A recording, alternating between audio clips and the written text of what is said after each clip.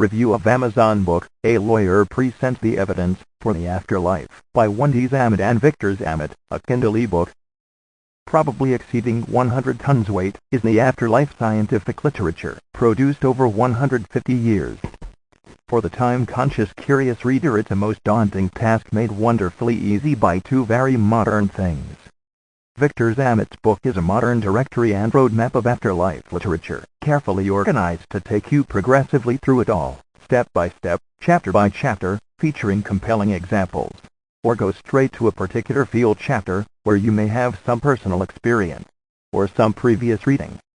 The second aspect is that Victor supplies endless lists of names. He is an expert name dropper of the most serious, productive and esteemed scientists who have studied afterlife evidence, and much of it is available as free downloadable pre-1923 electric books. Includes Nobel Prize winners and major inventors, and leading-edge physicists and mathematicians of their time. A lesson long lost is that afterlife was proven irrefutably in Victorian times, but that was essentially buried by World War I and scientific Darwinism as the new metaphor of obsessive scientific materialism. Victor Zamet's book also showcases the latest snowballing afterlife evidence, which occurs daily, today. Internet and modern electronic communications makes polls and surveys quick and easy, and computer databases can sort voluminous data, often producing coherent repeating afterlife evidence. Resuscitation doctors now keep databases on NDEs, with ever-growing numbers of incidents and analytical sophistication. Afterlife reveals itself there, irrefutably.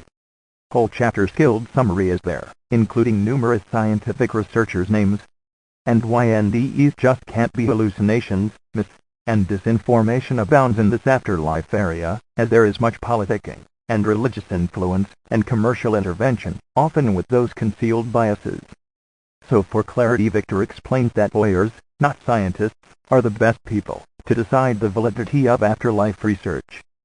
Sound reasons he puts forward in a very clear chapter.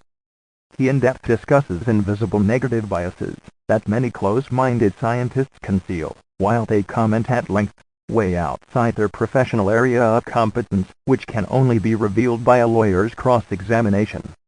Inextricably bound to afterlife is telepathy. Victor explains how that is well and truly proven by modern science, with the same rigorous statistical analysis used in medicine. Chapter 3 answers the most widely unknown truth that derails our entire society. It's usually rhetorically and casually said, afterlife and reincarnation are just flights of fancy, aren't they? Because no one has ever actually come back from the dead and shaken hands with somebody, verifying their identity. False, false, false. It's very, very rare, on a per capita basis, but has happened many thousands of times privately over the last 150 years.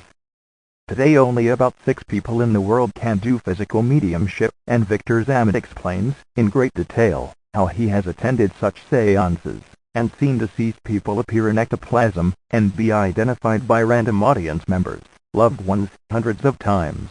It's unfakeable. Detailed description is in Chapter 3, answering all of your gobsmacked questions. Why you didn't know about this is discussed at length. It's not your fault. That's the best chapter. Summarizing, I can't recommend this book too highly. It's a very readable, no-nonsense distillation of afterlife evidence, so strong that no genius scientist or skeptic has been able to refute a large body of evidence for afterlife. Even with $1 million cash prize as inducement, offered by Victor Zamet, for 10 years. 5 stars, from Stephen Sidney.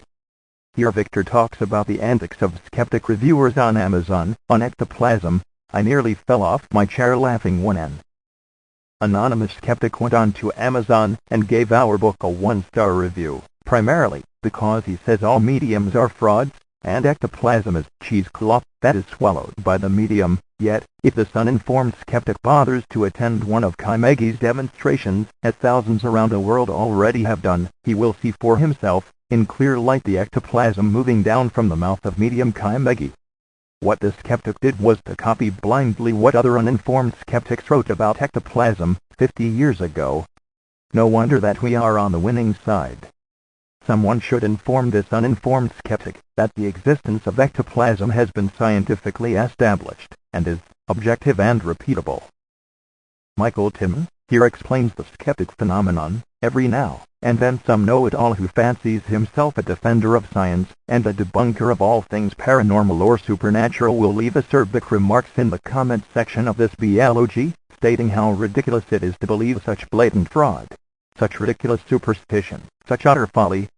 Actually, you find them all over the internet, trying to sabotage spiritual books by bringing down the ratings, scoffing in self-righteous indignation at anything spiritual and unscientific, and just generally showing their own stupidity and closed-mindedness. Most of them know little about the subject matter, except what they have heard from the professional debunkers. They focus on the negative, completely disregarding the positive, while expecting various spiritual phenomena to neatly fit into some terrestrial mold that makes sense to them. Often, they lack the courage to give their real names, using a pseudonym, or a variety of them. As I have said before, most of them seem to be still wet behind the ears, and fresh out of Biology 101, where they were suddenly enlightened by some materialistic biology professor. Indications are that many of them were brought up in very religious homes, and are rebelling against their parents by lashing out at their beliefs in public, not comprehending the difference between most of the subject matter discussed at this blog and religious dogma and doctrine. Michael Timmon. That's all, folks.